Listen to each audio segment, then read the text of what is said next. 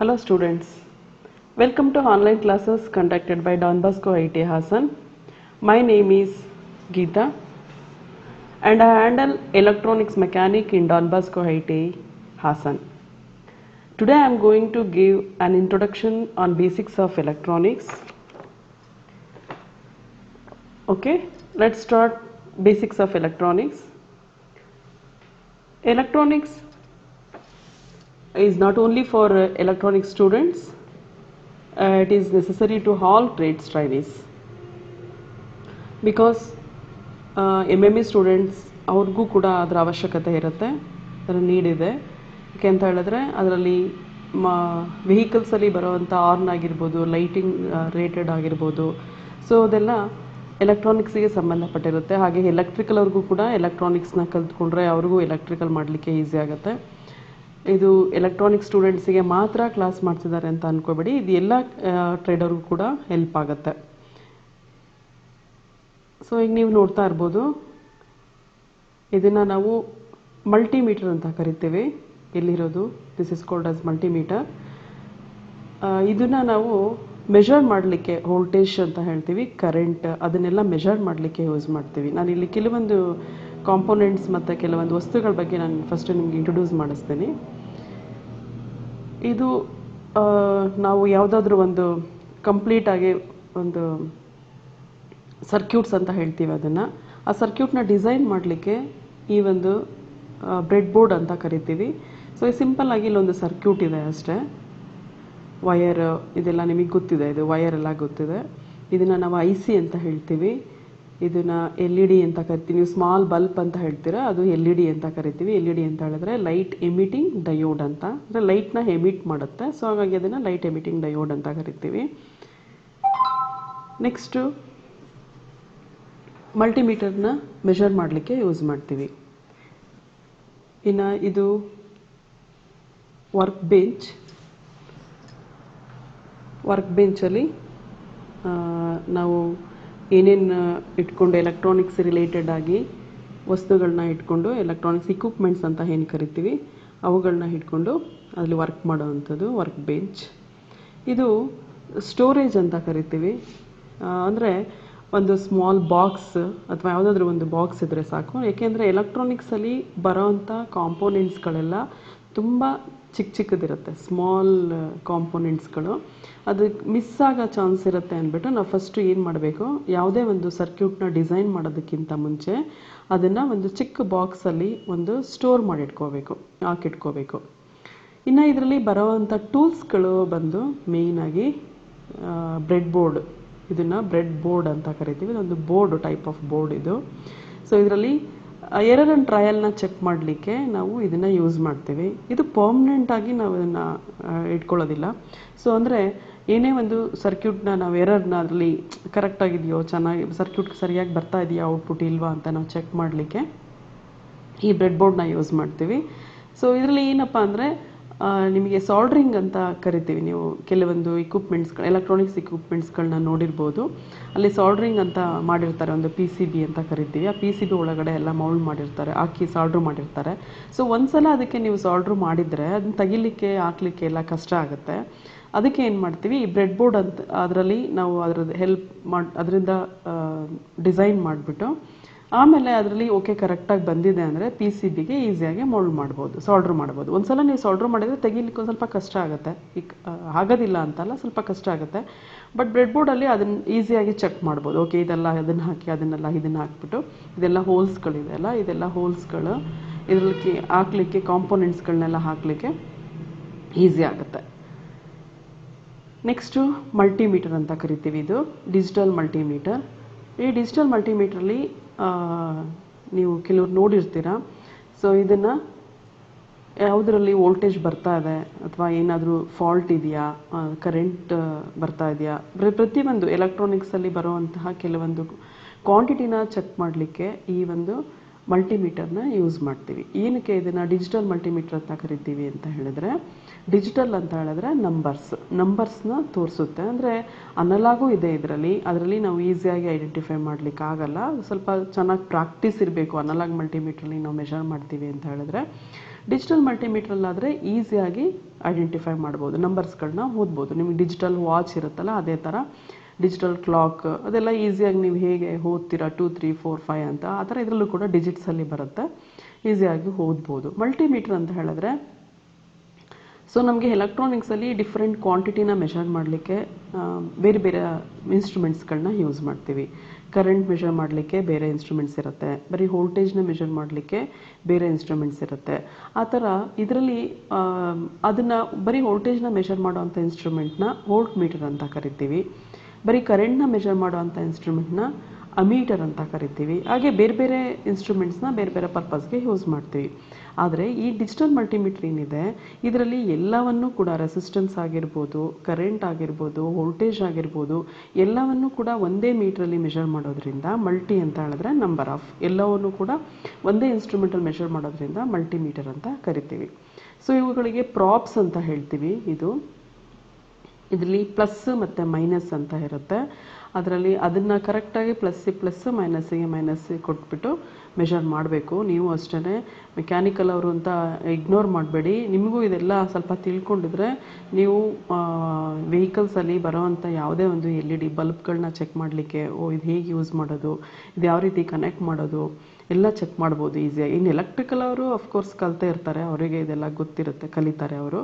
Mechanical ಅವ್ರಿಗೆ basics ಅದಕ್ಕೆ ಹೇಳ್ತಾ ಇರೋದು, ನೀವು ಕೂಡ ಕಲ್ತ್ಕೊಳ್ಳಿ ಅಂತ ಹೇಳ್ಬಿಟ್ಟು. ನೆಕ್ಸ್ಟ್ ಇದು battery and holders, battery holders ಅಂತ ಕರಿತೀವಿ. ಬ್ಯಾಟ್ರಿ ಅಂತ ಹೇಳಿದ್ರೆ ನಿಮಗೆ ಗೊತ್ತು, ನೀವೆಲ್ಲ ಯೂಸ್ ಮಾಡಿರ್ತೀರ ಚಿಕ್ಕದ್ರಿಂದನೂ, ಟಾಯ್ಸಲ್ಲೆಲ್ಲ ಹಾಕಿರ್ತಾರೆ. ಮತ್ತು ಬ್ಯಾಟ್ರಿ ವಾಲ್ ಕ್ಲಾಕಲ್ಲಿ ಯೂಸ್ ಮಾಡ್ತೀವಿ, ವಾಚಲ್ಲೆಲ್ಲ ಯೂಸ್ ಮಾಡ್ತೀವಿ ಸೆಲ್ಗಳನ್ನ. ಸೊ 2-3 ಸೆಲ್ ಇದ್ದರೆ ಅದನ್ನು ಬ್ಯಾಟ್ರಿ ಅಂತ ಕರಿತೀವಿ. ಒಂದೇ ಒಂದು ಸೆಲ್ಲಿಗೆ ಸೆಲ್ ಅಂತ ಕರಿತೀವಿ, ಅಂದರೆ group of cell are called batteries. ಇದು ಬ್ಯಾಟ್ರಿ ಹೋಲ್ಡ್ರ್ ಅಂತ ಕರಿತೀವಿ. ಯಾಕೆ ಬ್ಯಾಟ್ರಿ ಹೋಲ್ಡ್ರ್ ಅಂತ ಹೇಳಿದ್ರೆ ಈಗ ಫಾರ್ ಎಕ್ಸಾಂಪಲ್ ಒಂದು ರಿಮೋಟ್ ಅಂತ ನೀವು ತೊಗೊಂಡ್ರೆ, ರಿಮೋಟಲ್ಲಿ ಇದನ್ನು ನೋಡಿರ್ತೀರ, 2 ಸೆಲ್ಗಳನ್ನ ಹಾಕಿರ್ತಾರೆ. ಇದು ಒಂದೊಂದು ಸೆಲ್ಲು 1.5 ವೋಲ್ಟೇಜ್ ಇರುತ್ತೆ. ಸೊ 2 ಸೆಲ್ಲಿಂದ 3 ವೋಲ್ಟ್ಸ್ ಬರುತ್ತೆ. ಇದೆರಡೂ ಕೂಡಿದರೆ ನಿಮಗೆ 3 ವೋಲ್ಟ್ಸ್ ಇದರಲ್ಲಿ ಸಿಗುತ್ತೆ. ಇದ್ರ ಹೊರಗಡೆ ನಿಮಗೆ ಸಿಗೋದು 3 ವೋಲ್ಟ್ಸ್. ಇಲ್ಲಿ ಪ್ಲಸ್ ಮತ್ತು ಮೈನಸ್ ಬರುತ್ತೆ. ನಾವು ಯಾವಾಗಲೂ ಪ್ಲಸ್ಸಿಗೆ ನೀವು ಯಾವುದಕ್ಕೆ ಬೇಕಾದರೂ ಕನೆಕ್ಟ್ ಮಾಡಬೇಕು. ಈಗ ಫಾರ್ ಎಕ್ಸಾಂಪಲ್ ಇದಕ್ಕೆ ಒಂದು ಬಲ್ಬ್, ಸ್ಮಾಲ್ ಬಲ್ಬ್ ಅಂತ LED ಅಂತ ಏನು ಹೇಳಿದೆ ಅದನ್ನು ಕನೆಕ್ಟ್ ಮಾಡಬೇಕಾದ್ರೆ ಅದರದ್ದು ಪೊಲಾರಿಟಿ ಅದಕ್ಕೂ ಪ್ಲಸ್ಸು ಮೈನಸ್ ಇರುತ್ತೆ. ಅದರದ್ದು ಪ್ಲಸ್ನ ಇದಕ್ಕೆ ಪ್ಲಸ್ಸಿಗೆ, ಅದರ ಮೈನಸ್ನ ಇದ್ರ ಮೈನಸ್ಸಿಗೆ ಕೊಟ್ಟರೆ ನಿಮಗೆ LED ಗ್ಲೋ ಆಗುತ್ತೆ. ಹಾಗಂತ ಡೈರೆಕ್ಟಾಗಿ ತೊಗೊಂಡೋಗಿ ಕೊಡಬೇಡಿ, ಕೆಲವೊಂದು ಪ್ರಿಕಾಷನ್ಸ್ ಇರುತ್ತೆ. ಅದಕ್ಕೆ ಅದೊಂದನ್ನೇ ಹಾಕಿದರೆ ಏನಾಗುತ್ತೆ ಗೊತ್ತಾ, ಇಲ್ಲಿ ನಿಮಗೆ 3 ವೋಲ್ಟ್ಸ್ ಇರುತ್ತೆ. ಆ ಸಣ್ಣ ಬಲ್ಪಿಗೆ ಬೇಕಾಗಿರೋದು 1.5 ಅಥವಾ 2 ವೋಲ್ಟ್ಸ್ ಒಳಗಡೆ ಅಷ್ಟೇ. ಇದಿಷ್ಟು ಕೊಟ್ಟರೆ ಅದು ಬರ್ನ್ ಆಗೋ ಚಾನ್ಸ್ ಇರುತ್ತೆ. ನೀವೆಷ್ಟೋ ಮಕ್ಕಳು ಆ ಥರ ಮಾಡ್ತೀರಾ, ಅವನ ಹತ್ರ LED ಇದೆ ಅಂತ ಹೇಳ್ಬಿಟ್ಟು ಇದನ್ನು ತೊಗೊಂಡು ಬಂದುಬಿಟ್ಟು ಡೈರೆಕ್ಟಾಗಿ ಅದು ಕನೆಕ್ಷನ್ ಕೊಟ್ಟು ಬಲ್ಬ್ ಹಾಳಾಗೋ ಚಾನ್ಸಸ್ ಇರುತ್ತೆ. ಒಂದು ಸೆಲ್ಲಿಂದ ಆದರೆ ಕೊಡ್ಬೋದು, 1.5 ವೋಲ್ಟ್ಸ್ ಇರುತ್ತೆ, ಅದೇನು ಆಗಲ್ಲ. ಬಟ್ 2 ಸೆಲ್ಗಳನ್ನ ನಾವು ಕನೆಕ್ಟ್ ಮಾಡಿದಾಗ ನೀವು ತೊಗೊಂಡು ಬಂದು ಅದನ್ನು LED ಕೊಟ್ಟರೆ ಹಾಳಾಗೋ ಚಾನ್ಸ್ ಇರುತ್ತೆ. ಡೈರೆಕ್ಟಾಗಿ ಕೊಟ್ಬಿಡಿ. ಅದಕ್ಕೆ ಅಂತಲೇ ಒಂದು ರೆಸಿಸ್ಟರ್ ಅನ್ನೋ ಒಂದು ಕಾಂಪೋನೆಂಟ್ನ ನಾವು ಎಲೆಕ್ಟ್ರಾನಿಕಲ್ಲಿ ಯೂಸ್ ಮಾಡ್ತೀವಿ. ಅದನ್ನು ಮುಂದೆ ಬಂದಾಗ ಹೇಳ್ತೀನಿ ನಾನು ನಿಮಗೆ. ಸೊ ಅದನ್ನು ಹಾಕಿದರೆ ಸೇಫ್ ಆಗಿರುತ್ತೆ. ಅದು ಸೇಫಾಗಿ ಯೂಸ್ ಮಾಡಬೇಕು ಅದನ್ನು. ಇಲ್ಲ ನೀವು ಡೈರೆಕ್ಟಾಗಿ ಕೊಡೋದಿದ್ರೆ 1 ಸೆಲ್ಲಲ್ಲಿ ಕೊಡಿ, 2 ಸೆಲ್ಲಲ್ಲಿ ಕೊಡಬೇಡಿ ಬಲ್ಬ್ಗಳನ್ನ ಚೆಕ್ ಮಾಡಬೇಕಾದ್ರೆ. ಸೊ ಇದು ಎರಡನ್ನೂ ಕೂಡ ನಿಮ್ಮ ರಿಮೋಟಲ್ಲಿ ಹಾಕಿರ್ತಾರೆ ಇದೇ ಥರ. ಸೊ ಅದನ್ನೇ ನಾವು ಹೋಲ್ಡ್ರ್ ಅಂತ ಹೇಳ್ತೀವಿ. ಅಂದರೆ ಈಗ ಎರಡನ್ನೂ ಒಟ್ಟಿಗೆ ಇಟ್ಕೊಳ್ಳೋಕ್ಕಾಗಲ್ಲ ಅಲ್ವಾ. ಸೊ ಇದರಲ್ಲಿ ಫಿಕ್ಸ್ ಮಾಡಿಬಿಟ್ರೆ ಈಸಿ ಆಗುತ್ತೆ. 2 ವೈರ್ ತೊಗೊಂಡು ಈಸಿಯಾಗಿ ಕನೆಕ್ಟ್ ಮಾಡ್ಬೋದು. ಅದು ನೀವು ಸಪ್ರೇಟಾಗಿ ಇಟ್ಕೊಂಡು ನೋಡಿ, ಅದು ಇಟ್ಕೊಳ್ಳೋಕ್ಕೆ ಈಸಿ ಆಗಲ್ಲ, ಕಷ್ಟ ಆಗುತ್ತೆ. ಸೊ ಹಾಗಾಗಿ ಅದನ್ನು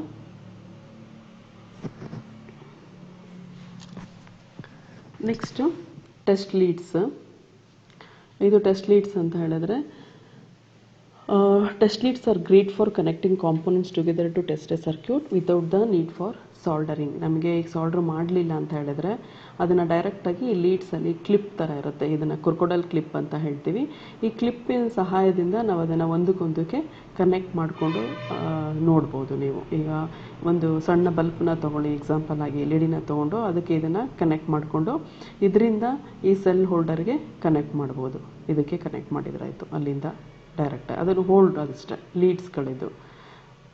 ನೆಕ್ಸ್ಟು ವಯರ್ ಕಟರ್ ಅಂತ ಹೇಳಿದ್ರೆ ಅದರಲ್ಲೇ ನೇಮ್ ಇಂಡಿಕೇಟ್ ಮಾಡ್ತಿದೆ. It is also for wire stripper ಅಂತಲೂ ಕರಿತೀವಿ. ವಯರ್ನ ಕಟ್ ಮಾಡಲಿಕ್ಕೆ, ಈಗ ವಯರ್ನ ಏನಕ್ಕೆ ಕಟ್ ಮಾಡಬೇಕು, ಓಕೆ ಲೆಂತ್ ಜಾಸ್ತಿ ಇದ್ದರೂ ವಯರ್ನ ಕಟ್ ಮಾಡ್ತೀವಿ. ಬಟ್ ಎಲೆಕ್ಟ್ರಾನಿಕ್ಸಲ್ಲಿ ವಯರ್ನ ಕಟ್ ಮಾಡೋ ಉದ್ದೇಶ ಏನಪ್ಪ ಅಂತ ಹೇಳಿದ್ರೆ ಅದರಲ್ಲಿರುವಂಥ ಇನ್ಸುಲೇಷನ್ನ ರಿಮೂವ್ ಮಾಡಲಿಕ್ಕೆ ಇದನ್ನು ಯೂಸ್ ಮಾಡ್ತೀವಿ. ಇನ್ಸುಲೇಷನ್ ವೈರ್ ಸ್ಟ್ರಿಪ್ಪರ್ ಅಂತ ಹೇಳಿದ್ರೆ ಇನ್ಸುಲೇಷನ್ನ ರಿಮೂವ್ ಮಾಡೋದಕ್ಕೆ, ಸ್ಟ್ರಿಪ್ಪಿಂಗ್ ಮಾಡೋದು, ವೈರ್ ಸ್ಕಿನ್ನ ತೆಗೆದ್ರೆ ಈಗ ನಮಗೆ ಅದ್ರ ವಯರ್ ಜೊತೆಗೆ ಹೊರಗಡೆ ಒಂದು ಇನ್ಸುಲೇಟ್ರನ್ನ ಹಾಕಿರ್ತಾರೆ. ಇನ್ಸುಲೇಟ್ರ್ ಅಂತ ಹೇಳಿದ್ರೆ ಅದು ವಯರ್ ಕಾಪರ್, ಒಳಗಡೆ ಕಾಪರ್ ವೈರ್ ಇರುತ್ತೆ, ಅದು ಶಾರ್ಟ್ ಸರ್ಕ್ಯೂಟ್ ಅಥವಾ ಬೇರೆದಕ್ಕೆ ಯಾವುದಕ್ಕೂ ಟಚ್ ಆಗಬಾರ್ದು ಅಂತ ಹೇಳ್ಬಿಟ್ಟು ಒಂದು ಅವಾಹಕ ಅಂತ ಕರಿತೀವಿ ನಾವು ಕನ್ನಡದಲ್ಲಿ ಇನ್ಸುಲೇಟರ್ಗೆ. ಆದರೆ ಇಲ್ಲಿದೆಯಲ್ಲ ಈ ಥರ ನೋಡಿ, ಇದು ಹ್ಯಾಂಡಲ್ಗೆ ಇನ್ಸುಲೇಟರ್ ಹಾಕಿದ್ದಾರೆ ಇಲ್ಲಿ. ಸೊ ಇದು ನಮಗೆ ಹೋಲ್ಡ್ ಮಾಡಲಿಕ್ಕೆಲ್ಲ ಈಸಿ ಆಗುತ್ತೆ, ಮತ್ತು ಯಾವುದಕ್ಕೂ ಕರೆಂಟ್ ಶಾಕ್ ಹೊಡಿಯಲ್ಲ ಇದು. ಹಾಗಾಗಿ ಇನ್ಸುಲೇಟ್ರನ್ನ ನಾವು ಈ ಥರ ಕವರ್ ಮಾಡ್ತೀವಿ. ಅದೇ ಥರ ವಯರ್ಲು ಕೂಡ ಇನ್ಸುಲೇಟ್ರನ್ನ ಹಾಕಿರ್ತಾರೆ. ಆ ಇನ್ಸುಲೇಷನ್ನ ತೆಗಿಯೋದಕ್ಕೋಸ್ಕರ ಈ ವಯರ್ ಸ್ಟ್ರಿಪ್ಪರ್ನ ಅಥವಾ ವಯರ್ ಕಟ್ಟರ್ನ ಯೂಸ್ ಮಾಡ್ತೀವಿ. ಮತ್ತು ವಯರ್ನ ಕಟ್ ಮಾಡಲಿಕ್ಕೆ ಕೂಡ 2 ಪರ್ಪಸ್ಗೆ ವಯರ್ ಕಟ್ಟರ್ನ ಯೂಸ್ ಮಾಡ್ತೀವಿ. ಇನ್ನು ಸ್ಕ್ರೂ ಡ್ರೈವರ್ ಸೆಟ್ಸ್ ಇವೆಲ್ಲ ಹ್ಯಾಂಡ್ ಟೂಲ್ಸಲ್ಲಿ ಬರುತ್ತೆ ನಿಮಗೆ. ಅದು ನೆಕ್ಸ್ಟ್ ಕ್ಲಾಸಲ್ಲಿ ತೊಗೊಳ್ತಾರೆ ಹ್ಯಾಂಡ್ ಟೂಲ್ಸ್ದೆಲ್ಲ. ನಾನು ಎಲೆಕ್ಟ್ರಾನಿಕ್ಸ್ ರಿಲೇಟೆಡ್ ಆಗಿ ಕೆಲವೊಂದನ್ನು ಮಾತ್ರ ಹೇಳ್ತಾ ಇದ್ದೀನಿ. ನೆಕ್ಸ್ಟು ಹೀಟ್ ಗನ್ ಅಂತ ಹೇಳ್ತೀವಿ. ಇದು it is also known as a heat string. Exposed ವಯರ್ಗಳನ್ನ ಇದು ಪ್ರೊಟೆಕ್ಟ್ ಮಾಡುತ್ತೆ. ಇದು ನಿಮಗೆ ಅಷ್ಟು ನೀಡಿಲ್ಲ. Next jumper wire. Jumper wire ಅಂತ ಹೇಳಿದ್ರೆ ಇದರಲ್ಲಿ ವಯರಲ್ಲಿ 2 ಥರ ವಯರ್ ಬರುತ್ತೆ. ಒಂದು ನಂಬರ್ ಆಫ್ ವಯರ್ಸ್ಗಳದ್ರೊಳಗಡೆ, ನಾನು ಆಲ್ರೆಡಿ ಇನ್ಸುಲೇಟ್ರ್ ಒಳಗಡೆ ಏನಿರುತ್ತೆ ಕಾಪರ್ ವಯರು, ಅದು ತುಂಬ ಸ್ಟ್ರ್ಯಾಂಡ್ಸ್ ಇರುತ್ತೆ, ಚಿಕ್ಕದು ಲೇಯರ್ ಥರ ಇರುತ್ತೆ, ಜಾಸ್ತಿ ಇರುತ್ತೆ. ಅದನ್ನು ಮಲ್ಟಿ ಸ್ಟ್ರ್ಯಾಂಡ್ ಅಂತ ಕರಿತೀವಿ. ಇದು ಉಕ್ಕಪ್ ವಯರ್ ಅಥವಾ ಜಂಪರ್ ವಯರ್ ಅಂತ ಹೇಳಿದ್ರೆ ಇದನ್ನು ನಾನು ಫಸ್ಟೇ ಹೇಳಿದ್ನಲ್ಲ ಬ್ರೆಡ್ ಬೋರ್ಡ್ ಅಂತ, ಆ ಬ್ರೆಡ್ ಬೋರ್ಡಲ್ಲಿ ಕನೆಕ್ಟ್ ಮಾಡಲಿಕ್ಕೆ ಈಸಿ ಆಗುತ್ತೆ, ಜಂಪ್ ಕೊಡಲಿಕ್ಕೆ, ಒಂದರಿಂದ ಒಂದು ಕನೆಕ್ಷನ್ ಕೊಡಲಿಕ್ಕೆ. ಇದನ್ನು ಜಂಪರ್ ವಯರ್ ಅಂತ ಹೇಳ್ತೀವಿ. ನೆಕ್ಸ್ಟು ಮೇಯ್ನಾಗಿ ಎಲೆಕ್ಟ್ರಾನಿಕ್ಸಲ್ಲಿ ಬರೋ ಅಂಥದ್ದು ಸಾಲ್ಡ್ರಿಂಗ್ ಆಯನ್. ಸಾಲ್ಡ್ರಿಂಗ್ ಆಯನು ಇದು ಸಾಲ್ಡ್ರಿಂಗ್ ಸ್ಟೇಷನ್. ಇದು ಈ ಸಾಲ್ಡ್ರಿಂಗ್ ಸ್ಟೇಷನಲ್ಲಿ ನಿಮಗೆ ಎಷ್ಟು ಟೆಂಪ್ರೇಚರ್ ಬೇಕು ಅಷ್ಟು ಟೆಂಪ್ರೇಚರ್ನ ಕೂಡ ಸೆಟ್ ಮಾಡ್ಕೋಬೋದು. ಆಮೇಲೆ ಸಾಲ್ಡರ್ ಮಾಡ್ಬೋದು, ಯಾವ ಟೆಂಪರೇಚರ್ನಲ್ಲಾದರೂ ಸೆಟ್ ಮಾಡ್ಕೊಂಡು ಸಾಲ್ಡ್ರ್ ಮಾಡ್ಬೋದು. ಇದು ನಿಮಗೆ ಇಷ್ಟೆಲ್ಲ ನೀವು ತೊಗೊಳ್ಳೋ ನೆಸಿಟಿ ಇಲ್ಲ. ಈ ಸಾಲ್ಡ್ರಿಂಗ್ ಆಯನ್ ತೊಗೊಂಡ್ರೆ ಈ ಸಾಲ್ಡ್ರಿಂಗ್ ಆಯನಿಂದ ಕಾಂಪೋನೆಂಟ್ಸ್ಗಳನ್ನ ಸಾಲ್ಡ್ರ್ ಮಾಡಿಕೊಂಡು ಸರ್ಕ್ಯೂಟ್ನ ಡಿಸೈನ್ ಮಾಡಲಿಕ್ಕೆ ಈಸಿ ಆಗುತ್ತೆ. ಇನ್ನು ಕಾಂಪೋನೆಂಟ್ಸ್ಗಳು ಬಂದು ಸ್ವಿಚ್. ಇದು ಸ್ವಿಚ್ ಆಲ್ರೆಡಿ ನೀವು ಮನೆಗಳಲ್ಲಿ ನೋಡಿರ್ತೀರ. ಇದನ್ನು ಸ್ವಿಚ್ ಅಂತ ಹೇಳ್ತೀವಿ. ಇದರಲ್ಲಿ ಡಿಫ್ರೆಂಟ್ ಟೈಪ್ಸ್ ಆಫ್ ಸ್ವಿಚ್. ಇದು ಸ್ಮಾಲ್ ಸ್ವಿಚ್ಚು, ಪ್ರಾಜೆಕ್ಟಿಗೆಲ್ಲ ಯೂಸ್ ಮಾಡೋದಕ್ಕೆ. ಇದು ಟಾಗಲ್ ಸ್ವಿಚ್ ಅಂತ ಹೇಳ್ತೀವಿ. ಸೊ ಇದರಲ್ಲಿ ಒಂದು ಸ್ವಲ್ಪ ದೊಡ್ಡ ಸೈಜ್ ಇದು. ಇನ್ನು ಅದು ಬಿಟ್ಟರೆ ರೆಸಿಸ್ಟರ್ಗಳು ಬರುತ್ತೆ. ಇದೇ ನಾನು ಆಲ್ರೆಡಿ ಹೇಳಿದ್ನಲ್ಲ ನಿಮಗೆ LED ಹಾಕ್ಕೊಂಡು ರೆಸಿಸ್ಟರ್ನ ಮೆಷರ್ ಮಾಡಬೇಕು, ವೋಲ್ಟೇಜ್ ಚೆಕ್ ಮಾಡಬೇಕು ಅಂತ. ಇದನ್ನೇ ರೆಸಿಸ್ಟರ್ ಅಂತ ಹೇಳ್ತೀವಿ. ನೆಕ್ಸ್ಟು ಇದು ಕೂಡ ಅದರಲ್ಲಿ ವೇರಿ ಮಾಡುವಂಥ ರೆಸಿಸ್ಟರು. ಇದೆಲ್ಲ LDR. ಇದು ಕೆಪಾಸಿಟರ್ ಅಂತ ಕರಿತೀವಿ. ಈ ಕಾಂಪೋನೆಂಟ್ನ ಕೆಪಾಸಿಟರ್ ಅಂತ ಕರಿತೀವಿ. ಇದ್ರದ್ದು ಸ್ಟೋರ್ ಮಾಡ್ಕೊಳ್ಳುತ್ತೆ, ಸೆಲ್ ಥರ ಯಾವ ಥರ ಸ್ಟೋರ್ ಮಾಡುತ್ತೆ ಆ ಥರ ಸ್ಟೋರ್ ಮಾಡೋದಕ್ಕೆ ಯೂಸ್ ಮಾಡ್ತೀವಿ. ಇದನ್ನು ಡಯೋಡ್ ಅಂತ ಹೇಳ್ತೀವಿ. ಇದ್ರ ಮೇನ್ ಉದ್ದೇಶ ಏನಪ್ಪ ಅಂದರೆ ರೆಕ್ಟಿಫಿಕೇಷನ್ಗೆ ಯೂಸ್ ಮಾಡ್ತೀವಿ. ನಿಮಗೆ ತುಂಬ ಹೆಲ್ಪ್ ಆಗುತ್ತೆ ಈ ಡಯೋಡು. ಎಲ್ಲ ಕಡೆಯೂ ರೆಕ್ಟಿಫಿಕೇಷನ್ಗೆ ಯೂಸ್ ಮಾಡ್ತೀವಿ ಇದನ್ನು. ರೆಕ್ಟಿಫಿಕೇಷನ್ ಅಂತ ಹೇಳಿದ್ರೆ AC-ಯಿಂದ DC-ಗೆ ತೊಗೋಬೇಕಾಗತ್ತಲ್ಲ, ಅಂಥ ಟೈಮ್ನಲ್ಲಿ ನಾವು ಈ ಡಯೋಡ್ನ ಹಾಕ್ಕೊಂಡು ಸರ್ಕ್ಯೂಟ್ನ ಡಿಸೈನ್ ಮಾಡ್ತೀವಿ. ನಾನು ನಿಮಗೆ ಫಸ್ಟ್ ಹೇಳಿದ್ನಲ್ಲ LED ಅಂತ, ಸಣ್ಣ ಬಲ್ಬ್ ಅಂತ ನೀವು ಕರಿತೀರಾ, ಆದರೆ ಇದು ಲೈಟ್ ಎಮಿಟಿಂಗ್ ಡಯೋಡ್ ಅಂತ. ಇದು ಒಂದು ಟೈಪ್ ಆಫ್ ಡಯೋಡಿಗೆ ರಿಲೇಟೆಡ್ ಆಗಿ ಇದರಲ್ಲಿ ಒಂದು ಟೈಪ್ ಅಷ್ಟೇ ಅದು ಡಯೋಡ್ LED ಅಂತ ಹೇಳಿದರೆ. ಇನ್ನು ಇದನ್ನು ನಾವು ಟ್ರಾನ್ಸಿಸ್ಟರ್ ಅಂತ ಕರಿತೀವಿ. ಆ್ಯಂಪ್ಲಿಫಿಕೇಷನ್ಸ್ಗೆ ಯೂಸ್ ಮಾಡ್ತೀವಿ. ಆ್ಯಂಪ್ಲಿಫೈರ್ ಅಂತ ನೀವು ಕೇಳಿರ್ತೀರ, ಆ್ಯಂಪ್ಲಿಫಿಕೇಷನ್ಗೆ ಇದನ್ನು ಯೂಸ್ ಮಾಡ್ತೀವಿ. ಸೊ ಇದು ರಿಲೇ ಅಂತ ಕರಿತೀವಿ. ಇದನ್ನು ಸ್ವಿಚ್ ಆಗಿ ಯೂಸ್ ಮಾಡ್ತೀವಿ. AC-ನಲ್ಲಿ ನಾವು ಆಪ್ರೇಟ್ ಮಾಡಲಿಕ್ಕೆ. ಈಗ ಒಂದು ಮೋಟ್ರ್ ಇಟ್ಟಿರ್ತೀವಿ ಅಂದ್ಕೊಳ್ಳಿ, ಮೋಟ್ರನ್ನ ನಾವು ಆನ್ ಆ್ಯಂಡ್ ಆಫ್ ಮಾಡಬೇಕು ಅಂತ ಹೇಳಿದ್ರೆ ಆಟೋಮೆಟಿಕ್ಕಾಗಿ ಅದೇ ಆನ್ ಆ್ಯಂಡ್ ಆಫ್ ಆಗಬೇಕು. ಈಗ ಟ್ಯಾಂಕ್ ಫುಲ್ ಆಗಿರುತ್ತೆ, ನಾವು ಅಲ್ಲಿ ಬೇಕಾದರೆ ಇದನ್ನು ಯೂಸ್ ಮಾಡಿಕೊಂಡು ಆಟೋಮೆಟಿಕ್ ತುಂಬ ಕಡೆ ಯೂಸ್ ಮಾಡ್ತೀವಿ ಅಂತ ಕಡೆ ಅಂತ ಅಲ್ಲ, ಬಟ್ ಈ ಸ್ವಿಚ್ ಆಗಿ ವರ್ಕ್ ಆಗುತ್ತೆ, ಆಟೋಮೆಟಿಕ್ಕಾಗಿ ಅದೇ ಆನ್ ಆ್ಯಂಡ್ ಆಫ್ ಆಗುತ್ತೆ. ಇಷ್ಟು ವೋಲ್ಟೇಜಲ್ಲಿ ವರ್ಕ್ ಆಗೋದು DC-ನಲ್ಲಾದ್ರೂ ನಾವು AC-ನಲ್ಲಿ ಅದನ್ನು ಯೂಸ್ ಮಾಡ್ತೀವಿ. ಇದು IC ಅಥವಾ ಇಂಟಿಗ್ರೇಟೆಡ್ ಸರ್ಕ್ಯೂಟ್ ಅಂತ ಕರಿತೀವಿ. ಇದ್ರ ಬಗ್ಗೆ ತುಂಬ ಇದೆ ಹೇಳೋದಕ್ಕೆ. ಇಂಟಿಗ್ರೇಟೆಡ್ ಸರ್ಕ್ಯೂಟ್ಸ್ ಅಂತ ಹೇಳಿದ್ರೆ ಅದು ತುಂಬ ಅಂದರೆ ನಂಬರ್ ಆಫ್ ಕಾಂಪೋನೆಂಟ್ಸ್ಗಳು, ನಾನು ಎಲೆಕ್ಟ್ರಾನಿಕ್ಸಲ್ಲಿ ಏನೇನು ಕಾಂಪೋನೆಂಟ್ಸ್ ಬರುತ್ತೆ ಅಂತ ಹೇಳಿದೆ, ಎಲ್ಲ ಕಾಂಪೋನೆಂಟ್ಸ್ಗಳು ಕೂಡ ಈ ಒಂದು ಸಣ್ಣ ಚಿಪ್ಪಲ್ಲಿ ಇರುತ್ತೆ, IC ಚಿಪ್ಪಲ್ಲಿ. ನಿಮಗೆ ಗೊತ್ತಿರುತ್ತೆ ಕೆಲವೊಂದು, ಈಗ ಪೆನ್ ಡ್ರೈವ್ನ ಯೂಸ್ ಮಾಡ್ತೀರಾ, ಅದೆಲ್ಲ ಅಷ್ಟು ಚಿಕ್ಕದಿರೋದಕ್ಕೆ ಕಾರಣ ಏನು, ಅದರೊಳಗಡೆ IC ಇರುತ್ತೆ. ಮೊಬೈಲ್ ಅಷ್ಟು ಸ್ಮಾಲ್ ಪಾಕೆಟ್ ಥರ ಇರೋದಕ್ಕೆ ಕಾರಣ ಏನು, ಈ ICನೇ. ಮೊದಲು ಬರ್ತಿದ್ದಂಥ ಅಷ್ಟು ದೊಡ್ಡ ದೊಡ್ಡ ರೇಡಿಯೋ ಟಿವಿಗಳೆಲ್ಲ ಇವಾಗ ಸಣ್ಣ ಪಾಕೆಟ್ಗಳಾಗಿ ಬರೋದಕ್ಕೆ ತುಂಬ ಸ್ಲಿಮ್ಮಾಗಿ ಬರ್ತಾ ಇದ್ದಾವೆ. ಏನಪ್ಪ ಕಾರಣ ಅಂದರೆ ಈ IC. ಇದು ಸಾಲ್ಡ್ರ್ ಮಾಡೋವಂಥ IC. ಇವಾಗ ಬಂದಿರೋ ICಗಳೆಲ್ಲ ಇನ್ನೂ ತೆಳುಗಿರುತ್ತೆ, ಅಂದರೆ ತುಂಬ ತಿನ್ನಾಗಿರುತ್ತೆ, ಒಂದು ಪೇಜ್ ಥರ ಇರುತ್ತೆ, ಅಷ್ಟು ತೆಳುಗಿರುತ್ತೆ. ಹಾಗಾಗಿ ಅಷ್ಟು ತೆಳುವಾಗಿ ಅಷ್ಟು ಸಣ್ಣ ICಗಳು ತುಂಬ ಕಾಂಪೋನೆಂಟ್ಸ್ಗಳನ್ನ ಒಂದು ICನಲ್ಲಿ ಇರೋದ್ರಿಂದ ಅಷ್ಟು ಸ್ಪೇಸ್ನ ಅದು ಕಡಿಮೆ ಮಾಡ್ಕೊಳ್ಳುತ್ತೆ. ಹಾಗಾಗಿ ಒಂದು ಅಷ್ಟು ದೊಡ್ಡ ದೊಡ್ಡ ರೇಡಿಯೋ ಟಿವಿಗಳೆಲ್ಲ ಬರೋ ಅಂಥ ಪ್ಲೇಸಲ್ಲಿ ಈ ಸಣ್ಣ IC ಬಂದುಬಿಟ್ಟು ಸ್ಪೇಸ್ನ ಕಡಿಮೆ ಮಾಡಿ ತುಂಬ ತಿನ್ನಾಗಿ ಇಕ್ವಿಪ್ಮೆಂಟ್ಸ್ಗಳನ್ನ ಡಿಸೈನ್ ಮಾಡೋದಕ್ಕೆ ಹೆಲ್ಪ್ ಆಗುತ್ತೆ. ಸೊ ಇದಿಷ್ಟು ಕಾಂಪೋನೆಂಟ್ಸ್ಗಳು ಮತ್ತು ಇಂಟ್ರೊಡಕ್ಷನ್ನ ನಾನು ನಿಮಗೆ ಕೊಟ್ಟಿದ್ದೀನಿ ಎಲೆಕ್ಟ್ರಾನಿಕ್ಸ್ ಬಗ್ಗೆ. ನೆಕ್ಸ್ಟ್ ಕ್ಲಾಸಲ್ಲಿ ಅದ್ರ ಬಗ್ಗೆ ಡೀಪಾಗಿ ತಿಳ್ಕೊಳ್ತಾ ಹೋಗೋಣ. ಏನು ಎಲೆಕ್ಟ್ರಾನಿಕ್ಸ್ ಅಂತ ಹೇಳಿದರೆ, ಎಲೆಕ್ಟ್ರಾನಿಕ್ಸ್ ಯಾವ ಥರ ಅದು ಈ ಕಾಂಪೋನೆಂಟ್ಸ್ಗಳೆಲ್ಲ ವರ್ಕ್ ಆಗುತ್ತೆ, ಕರೆಂಟ್ ಅಂದರೆ ಏನು, ವೋಲ್ಟೇಜ್ ಅಂದರೆ ಏನು, ಪ್ರತಿಯೊಂದು ಇಂಟ್ರೊಡಕ್ಷನ್ನ ನಾನು ನೆಕ್ಸ್ಟ್ ಕ್ಲಾಸಲ್ಲಿ ಕೊಡ್ತಾ ಹೋಗ್ತೀನಿ. Thank you students.